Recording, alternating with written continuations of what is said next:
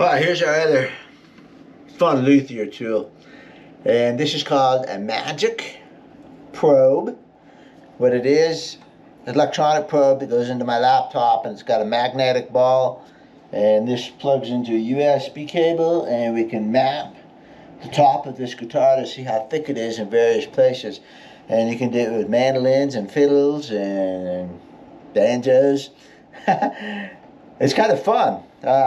One of my customers, I have a couple of customers that are kind of benefactors, and they get me stuff that's fun to try, and then I do videos with it and enhance all of our knowledge with it. And so one of them got this for me because he wanted to see if the Authentics were really different.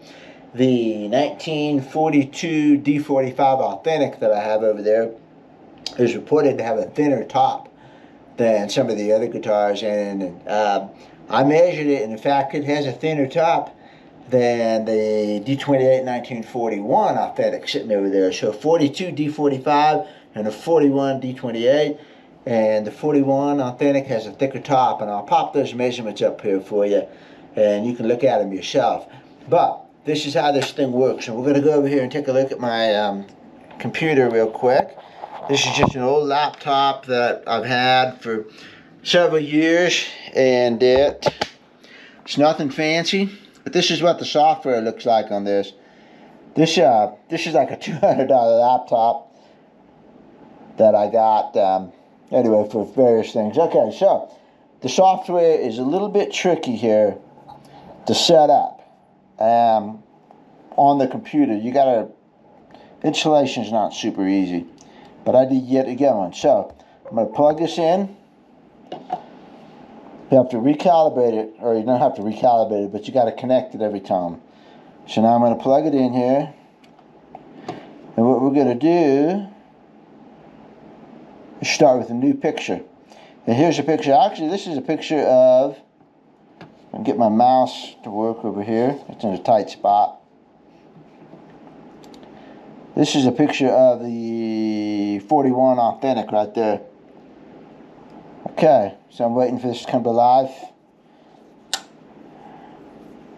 And we should be good to go. Nope, not yet. Not yet. So, let me get it working, and then we'll be right back. Here we go, I'm calibrating it. Okay, so now it tells me to remove the ball, and I'm going to reach over and take it off. Ugh.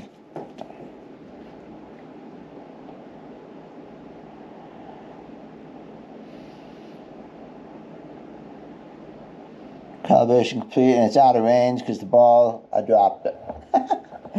So let's go down here and pick up the ball. We'll be back on this. Let's go back over to the guitar, and I'll show you how it works up here, and then I'll show you a couple of them. So here's the magnetic ball, here's the probe. You got to do a guitar with the strings off, because you got to go around the braces, and when you do, the ball falls off and falls into the guitar. So we're going to start right here in front of the X. And you don't want to slide this around too much like that. What I've been doing, and the cable is awkward. You got, all cables are. Okay, what I've been doing is sitting there like that. So it's holding itself on there. Let's go back to the computer screen. Here's what the computer screen looks like.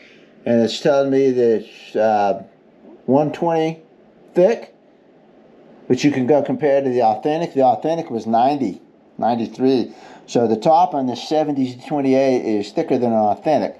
Now, that's where it is. So it's right in front of it's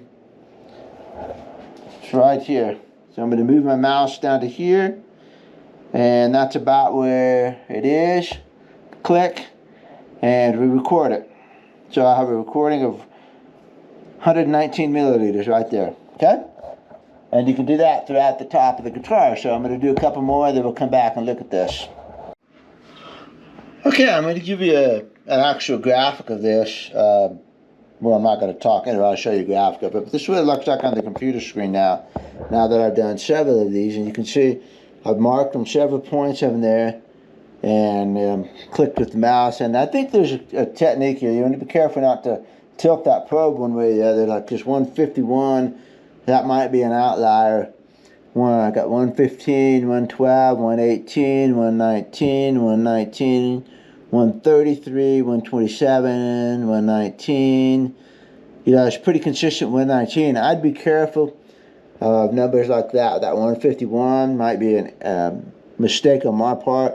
133 might be a mistake on my part. There might be a little bit of glue in there too. And these are very fine numbers here. So your basic top is about 120 on this. Up here you've got some thin ones. You've got 107, 104. So it's thinner up in here.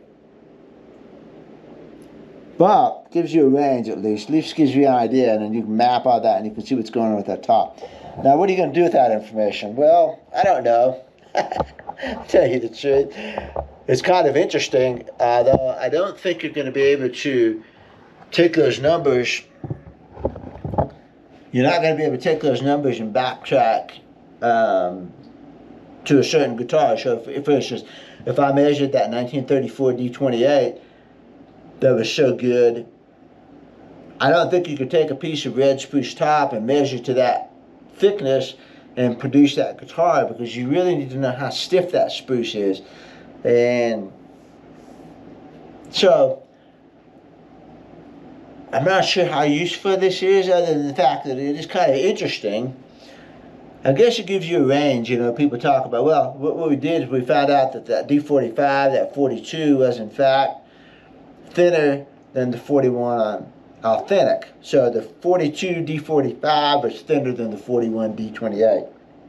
And it's rumored to be that. So at least they didn't run them through the same sanding thickness, you see what I'm saying? There was some variance in the thickness of the top. So did Martin voice that top? Did they? Probably not.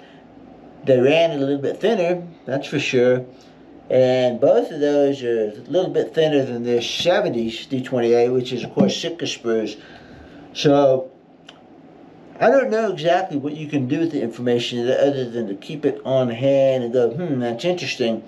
And it is kind of fun. So I know, let's say I had a 70s that I thought sounded particularly tight or particularly open. Well, I might run that through there and see if in fact, you know, the top was thicker or thinner.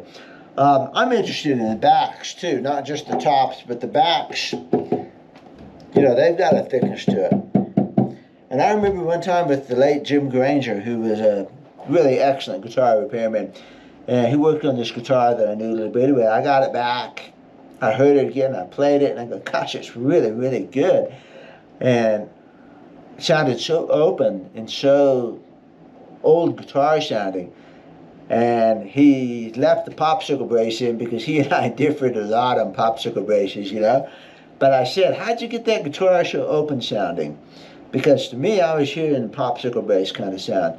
And he said, well, you know, and he chuckles because he was going to tell me something that his experience had taught him.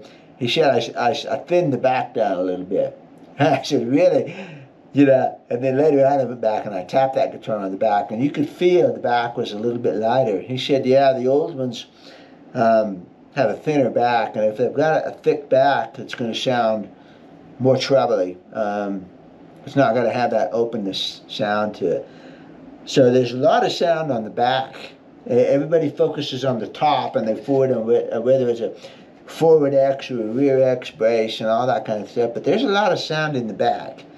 So I'm also interested in measuring the thickness of the back, sure, and I'm going to be doing that, you know, as I go along and as I use this thing. So I don't know that there's there's not like an immediate sense of what you're going to do with this, but as you play with it more and more, I think you're gonna find out things that are interesting about the guitar. And I guess that's the thing, is, you know, it's interesting. So you could use it to measure pick guard thicknesses. You could use it to measure brace widths if you were, you know, careful with this thing. There's a lot of fun things that you could do to measure, and so it's interesting. So it's a fun luthier tool.